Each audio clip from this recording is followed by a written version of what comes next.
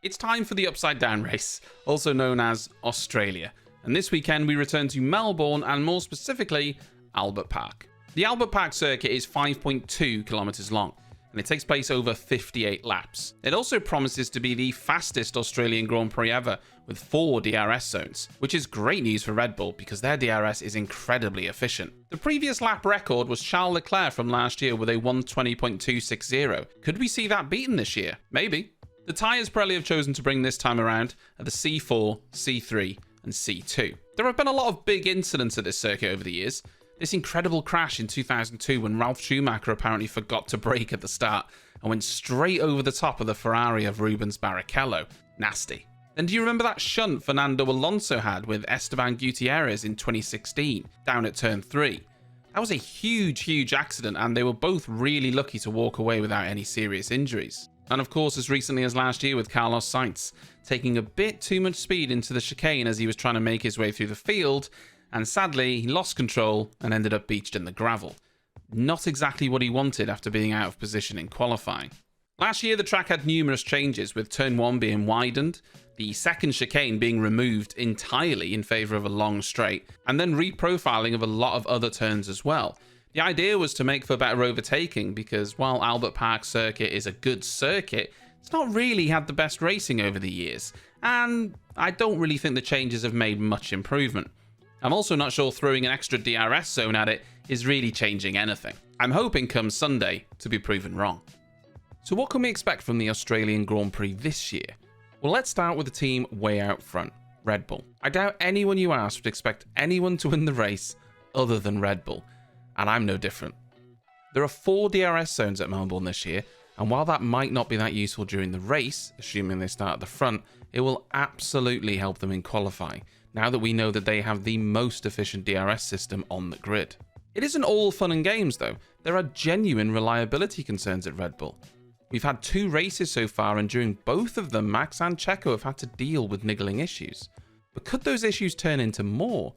It's actually centered around the drive shaft, especially in Max's case, with him complaining of poor downshifts in Bahrain and Jeddah, and also saying that the drive shaft was making an odd noise when he was chasing down his teammate at the last race. No one at Red Bull can apparently guarantee that the cars will make it to the end of the race, and they believe the issue lies in quality control with certain parts. You may have also heard recent talk about how Red Bull shrunk down its gearbox, which sits just over the diffuser.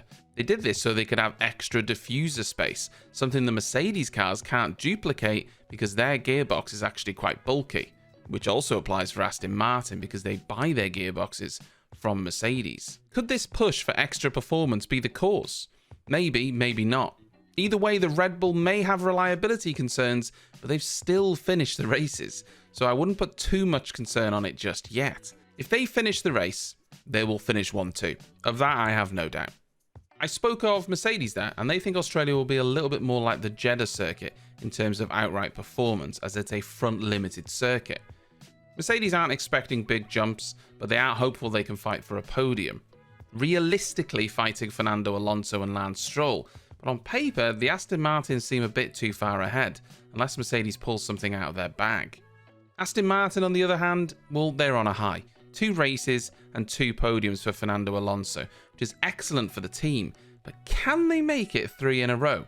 I saw a stat online which actually caught me off guard, and it's honestly a little bit bizarre. This image is from F1 Stats Guru on Twitter, and unbelievably, every driver's 101st podium has been a win. Can you believe that? Alain Prost, Michael Schumacher, Lewis Hamilton, Sebastian Vettel, Kimi Raikkonen, and maybe Fernando Alonso. It's pretty incredible to think that every driver has won when they got their 101st podium. But it's certainly not going to be an easy task for Fernando, and you have to assume he would need a helping hand from Red Bull to make that happen. Getting an Aston Martin or Mercedes on the podium also relies on Ferrari having another nightmare race, which isn't really that far-fetched. Check out this comparison made by Formula Stat Analysis on Twitter. It shows the race pace gain for every team from Jeddah last year to Jeddah this year, and every team had made at least 0.6 improvement on their race pace, with Williams gaining over a second, and Aston Martin the huge outlier gaining over 3 seconds with an absolutely absurd jump. And then there is Ferrari, who didn't gain anything, unless you think 0.01 seconds is an improvement. If you really break this down, Red Bull have improved their car, but not an absurd amount compared to the other teams around them. It's honestly Ferrari not improving at all that's really made the gap seem as absurd as it is. Carlos Sainz said in an interview that they need to be realistic, and he doesn't expect a good result at Melbourne. Charles Leclerc said the same thing. They know they're a few tenths off in qualifying, but way further back in the race. They are bringing small upgrades to most races going forward, but there is now talk of a big upgrade coming around Imola, which will change the side pods, a constant discussion point for every team that isn't Red Bull. Ferrari need to find out what's going on with their car, and fast, if we're going to have a competitive season.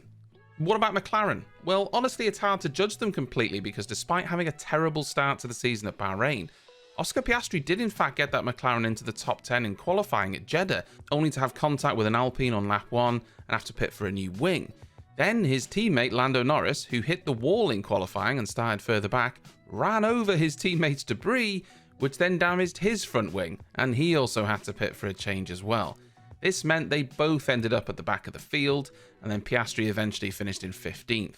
They have ran well at Melbourne before though, so if they can get the most out of their car, there is potential for another top 10, and perhaps this time they can actually finish there. The Alpines are quietly getting on with it as well, with Gasly and Ocon finishing 9th and 8th last race. They'll be hoping to at least replicate that and perhaps take advantage of the struggling Ferraris. Otmar Safnauer said he wanted them to chase down the Ferraris at Jeddah, but he was overruled by the engineers. Maybe they knew something he didn't. Either way, they'll hope to build on the last race and maybe get a few more points for the team. Oh, and the FIA have increased the size of the grid boxes, again, for this week's race due to 2 drivers now being outside of the lines at the first 2 races. Surely this wasn't needed, and it's actually not the first time they've been increased, especially with this new generation of cars, but 19 drivers at both races managed to stay within the lines, so I'm not sure it was required, but hopefully no driver will fall foul of the rules this weekend.